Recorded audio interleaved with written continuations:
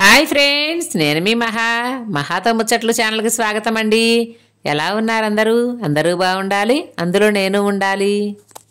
మొన్న బీచ్కి వెళ్ళినప్పుడు చూశానండి, ఎక్కడ చూసినా ఎండు చేపలే అమ్ముతున్నారు తెలుసా. ఎక్కువగా వ్యాన్ దిగిన దగ్గర నుంచి సముద్ర పొడ్డుకి వెళ్లే వరకు దారి పొడవునా ఎండు చేపల షాపులే ఉన్నాయండి. మేము సముద్రం దగ్గరకు వెళుతుంటేనే చాలా మంది అయితే దారిలోనే ఆఫ్ చేసి చేపలు కొనమని అయితే అడిగారు.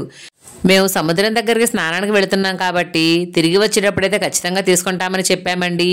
ఇక మేము సముద్రపు అలలతో ఆడుకొని అలసిపోయి తిరిగి వచ్చేటప్పుడు మాత్రం చేపలు తీసుకోవడం కోసం అందరం అయితే ఆగాము ఫ్రెండ్స్. పచ్చేపల్లోనే మనకి బొమ్మిడాయిలని, రాగిండ్లని, పులసలని, బొచ్చెలని ఇలా రకరకాలు ఉంటాయి కదా.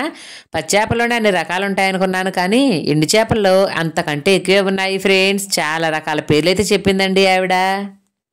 ఇక్కడ ఎండు చేపలతో పాటుగా రొయ్య పట్టు కూడా ఉందండి. చాలా మంది ఆ రొయ్య పట్టును కూడా కొనుక్కుంటున్నారు. మరి మేమైతే ఈ చేపలే తీసుకున్నాం ఫ్రెండ్స్. ఇవి కేజీ వచ్చేసి 150 రూపీస్ అయితే పడ్డాయండి. టేస్ట్ చాలా బాగుంటుందంట. అక్కడ వాళ్ళు ఎక్కువగా ఈ చేపలే తీసుకుండటంతో మేము కూడా ఇవే తీసుకున్నామండి. మరి ఇక ఈ రోజైతే ఈ చేపలతోనే కూర వండుతానండి నేను. ముందుగా చేపల్ని మనకు కావాల్సిన సైజులో ముక్కలుగా కట్ చేసి పక్కన ఉంచుకోవాలండి. ఈరోజు నేను ఎండు చేపల్లో కాంబినేషన్గా వంకాయలు, టమాటాలు ఎక్కువ కాదులేండి, చిన్న చిన్నవి 3 తీసుకున్నాను. వాటితో పాటుగా దోసకాయలు వేస్తున్నాను ఫ్రెండ్స్.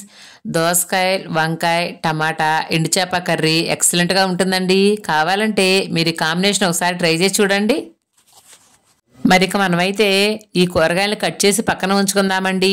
ఉల్లిపాయలు మర్చిపోవద్దండి, ఉల్లిపాయలు కూడా ఈ కూరకి ఎక్కువే పడతాయి ఫ్రెండ్స్. ఇక మరి కూర ప్రాసెస్లోకి అయితే వెళ్ళిపోదామండి. స్టవ్ వెలిగించి గిన్నె పెట్టి ఆయిల్ వేసి హీట్ చేసుకోండి. ఇందాక కట్ చేసి పక్కన ఉంచుకున్న ఎండు చేప ముక్కల్ని నీట్గా అయితే వాష్ చేసుకొచ్చాను ఫ్రెండ్స్. చూడండి, ఇంత తెల్లగా వాష్ చేయాలి, లేదంటే నీచు వాసన వస్తుందండి. ఆయిల్ హీట్ అయిన తర్వాత ఈ ఎండు చేప ముక్కల్ని ఆయిల్లో వేసి ఫ్రై చేయాలండి. ముక్కలు నూనెలో బాగా ఫ్రై అయిన తర్వాత ఈ ముక్కల్ని తీసి పక్కన ఉంచుకోవాలి. చాలామంది తెలియక ఈ ఆయిల్ తీసేస్తారు, కానీ ఇదే ఆయిల్లో కూర వండుకుంటే చాలా బాగుంటుందండి. ఇప్పుడు పోపు దినుసులు వేసుకొని వాటిలో ఉల్లిపాయ ముక్కలు వేసుకొని వాటిని దోరగా వేయించుకోవాలి.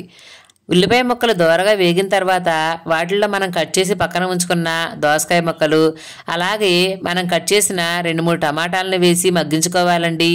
టమాటాలు, దోసకాయలు సమానంగా అయితే తీసుకోకూడదు ఫ్రెండ్స్, ఎందుకంటే 2 పులుపు కదా. కూర మరీ పుల్లగా ఉంటే బాగోదండి.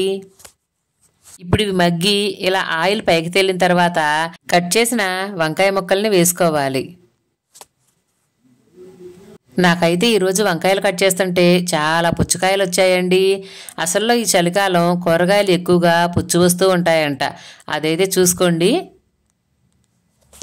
వంకాయ ముక్కలు వేసిన 2-3 నిమిషాల తర్వాత కల్లుప్పు, పసుపు వేసి మరి కొంచెంసేపు మగ్గనివ్వాలండి.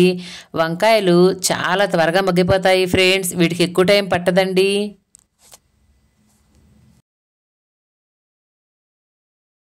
చూసారా, 2-3 నిమిషాల్లోనే వంకాయలు ఎలా మగ్గిపోయాయో కదా. ఆయిల్ ఎలా పైకి తేలిందో మీరు గమనించారా?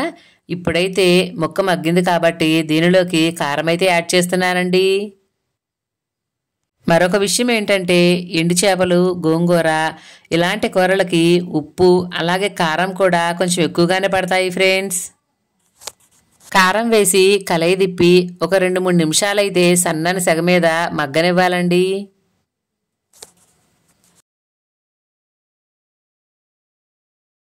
చూసారా ఆయిల్ ఎలా పైకి తేలిందో? ఇప్పుడైతే కొన్ని వాటర్ యాడ్ చేసుకోవాలండి. వాటర్ యాడ్ చేసి మూత పెట్టి మీడియం ఫ్లేమ్ మంట మీద ఒక 5 నిమిషాల సేపు ఉడకనివ్వండి. మరి ఈ పులుసు ఉడికిపోయే లోపుగా నేను పక్కన ఎగ్స్ అయితే ఉడకబెడుతున్నానండి. ఎందుకంటే ఎండు చేపలు, టమాటా, దోసకాయలు వీటన్నిటి కాంబినేషన్లోకి ఎగ్స్ కూడా వేస్తే టేస్ట్ ఇంకా చాలా బాగుంటుంది ఫ్రెండ్స్. ఈ విధంగా పులుసు దగ్గర పడిన తర్వాత కొంచెం కొబ్బరి పొడి అలాగే కొంచెం ధనియాల పొడి కూడా వేశాను ఫ్రెండ్స్. అలాగే దీనిలో కొంచెం కొత్తిమీర యాడ్ చేసుకుంటే స్మెల్ బాగుంటుంది. ఇప్పుడు ఫ్రై చేసి పక్కన ఉంచుకున్న ఎండు చేప ముక్కల్ని దీనిలో కలుపుకోవాలి. అలాగే మనం ఉడికించి పక్కన ఉంచుకున్న కోడిగుడ్లు కూడా చిన్న చిన్న ఘాట్లు పెట్టుకొని ఈ కూరలో అయితే వేసుకొని ఒక్కసారి కలయి తిప్పుకుంటే ఆహా, స్మెల్ కానీ టేస్ట్ కానీ అదుర్సండి.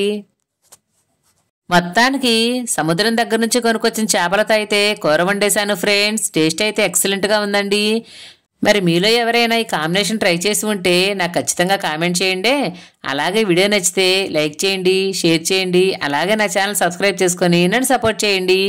ఉంటానండి. నేను మీ మహాతో ముచ్చట్లు ఛానల్. Thank you.